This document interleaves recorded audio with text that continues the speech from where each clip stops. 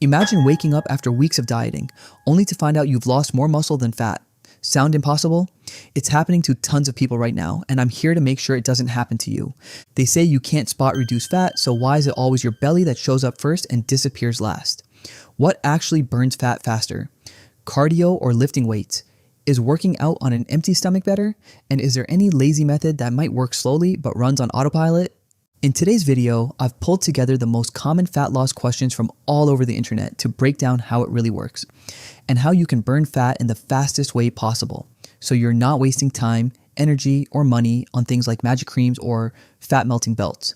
Once you understand everything, we'll build a plan that's smart, practical, and designed to deliver real results. So, how does your body burn fat? When you eat less or move more, your body needs extra energy. That's when it turns to your fat stores and says, time to use some of that stored fat. It sends signals to your fat cells, telling them to release energy. The fat breaks down, travels through your bloodstream, and gets used up to fuel your body. That's how fat burning works. That means to lose a significant amount of fat, you must push your body to use more energy. Simply put, fat burning really kicks in when you're tired, out of breath, and pushing through the discomfort. But that's where most people stop. They slow down just when it's starting to work. As a result, the body goes back to storing the food you just ate and the cycle repeats. Even months of running can show no results. Like I said, to tap into stored fat, you have to push your body to the point where it can't generate energy fast enough. And the longer you stay in that state of exhaustion, the more your fat burning compounds. Here's the crazy part. Every breath you're exhaling in that moment is literally burned fat. Yes, once fat is broken down and burned, it leaves your body as carbon dioxide through your lungs and as water through sweat, breath, and urine. But a word of caution, it might seem like a simple process, but more often than not, your body gets it wrong and starts burning muscle instead of fat. I'll explain that in a moment. But first, let's talk about why we don't lose fat from the places we actually want to. They say you can't spot reduced fat, so why is it always your belly that grows first and leaves last? The answer lies in how your body decides where to store and where to burn fat. It's not random. It's based on genetics, blood flow, and hormone sensitivity. We inherit our fat storing patterns from our parents. For men, fat tends to accumulate first in the belly and leave last. For most women, it's the hips, thighs, and lower belly that hold on the longest. But why the belly specifically? Because it has lower blood flow, which means fewer fat-burning hormone signals actually reach it. And more importantly, the belly contains more alpha-2 receptors and fewer beta-2 receptors. These receptors act like gatekeepers. When fat-burning hormones arrive and signal the need for energy, beta-2 receptors respond fast. They open the vault and release fuel. But alpha-2 receptors are stubborn. They say, hold on, we might need this later, and keep the vault locked. That's why belly fat is so resistant. It's biologically programmed to hang on. But here's the good news. When I walk you through the exact method to burn fat, I'll also show you how to trick those stubborn alpha-2 receptors.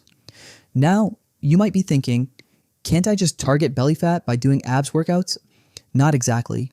When you train your abs, you're just strengthening the muscles underneath the fat. Your body still burns fat systemically, from wherever it finds it easiest to access. Not necessarily where you want it to. So, what burns fat faster? Cardio or lifting weights? The answer is a bit more nuanced because both work in different ways. When you do cardio, your body needs quick, real-time energy to match your activity level. That's why it reaches for glucose first, stored carbs and blood sugar, especially during high-intensity workouts or running. Fat takes longer to break down and needs more oxygen to burn, which your body doesn't have enough of in those intense moments. Now, you might be wondering, if cardio doesn't burn fat during the workout, then what's the point? Here's the truth. It absolutely does burn fat, but not instantly. Once you finish your cardio session, your body notices a big drop in glucose levels. That's when it kicks into recovery mode and triggers the afterburn effect. To restore balance, it starts aggressively burning fat, even while you're resting, sitting, or sleeping. Now, when it comes to weightlifting, the story's a little different. It's not primarily meant to burn fat, it's meant to protect your muscle from being burned during the fat loss process, especially after cardio. When you keep your muscles active, your body recognizes their value and holds onto them. But if you don't, your body sees them as unnecessary and starts breaking them down for energy.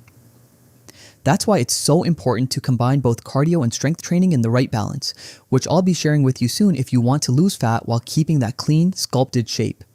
And that's how you burn fat without losing muscle. So, is it better to exercise on an empty stomach to burn fat faster? The short answer is yes, absolutely. When you work out fasted, especially first thing in the morning, your insulin levels are low, blood sugar is low, and glycogen stores are partially depleted. That means your body taps directly into its backup fuel source, fat. But here's the catch. It works best with low to moderate intensity workouts. Push too hard and your body may switch back to burning muscle or glucose instead. With weightlifting or high intensity interval training, working out on an empty stomach can actually backfire. You'll feel weak, lose performance, and in some cases even feel lightheaded, so it's not the best option for everyone. The smarter approach: eat something light, quick to digest, and energy boosting. Nothing heavy or calorie dense. Does sweating more mean you're burning more fat? The answer is no. Sweat is your body's cooling system, not your fat burning meter. When you exercise, your muscles generate heat and your body sweats to cool you down. Why does our weight drop after sweating? The reason is obvious. Sweat is literally water. When it leaves your body, it's just temporary weight loss. It goes back to the same level when you drink water again. One more problem people face when they try to lose fat without proper knowledge is that they complain they're constantly losing weight but can't see any difference in their fat. Trust me, these people should meet a professional trainer as soon as possible before they cause serious harm to themselves. These people have no idea what's happening in their body. They cut calories too hard, which leads to quick weight loss. But your body panics and burns muscle for energy. In this starvation state, your body tries to preserve fat even harder. The reason your body picks muscle instead of fat under stress is because these people skip strength training as well, and the body thinks muscles are useless. Also, muscles are metabolically expensive. When your body is starving, it says, let's get rid of muscle. It's expensive, and we're not lifting heavy things anyway. Fat, on the other hand, doesn't need oxygen or maintenance and stores energy for the future. This is why crash diets are such a terrible trap people fall for. You might be surprised, but just by breathing correctly, you can boost your fat burning ability by up to 20%. Why? Because fat burning is literally a process of oxidation. Your body burns fat using oxygen. So if your breathing is shallow or inefficient, your body's ability to burn fat drops significantly. That's why, for the best performance during cardio, you need to follow these 3 breathing rules. Rule number 1, breathe through your nose, not your mouth. Rule number 2, breathe with your belly, not your chest. Rule number 3, breathe slow and deep, not fast and shallow. And most importantly, exhale more forcefully. Your body needs to clear out carbon dioxide first to make room for fresh oxygen. Now that you understand how fat burning actually works, this is the perfect time to build a weekly fat burning plan that's fast, highly efficient, and carefully designed to avoid all the traps and mistakes we've talked about so far. So there's nothing standing in your way. And right after that, I've got one more special routine for those who are either super lazy or just too busy with work. A plan that helps you burn fat almost completely on autopilot. So here's your first plan, the one designed for the fastest results. Start your week strong with a high-intensity cardio session on Monday. This could be sprint intervals, fast cycling, or aggressive hill runs. Begin with 10 minutes of steady running to warm up, then go into 6 to 8 rounds of 1-minute sprints, each followed by a 90-second walk or slow jog. This combination rapidly drains your glycogen stores and forces your body to tap into deep fat burning mode. On Tuesday, go for a full body weight training session lasting around 45 to 60 minutes. Focus on heavy compound movements like squats, deadlifts, rows, and presses. Then, right after your workout, take a 20-minute slow walk.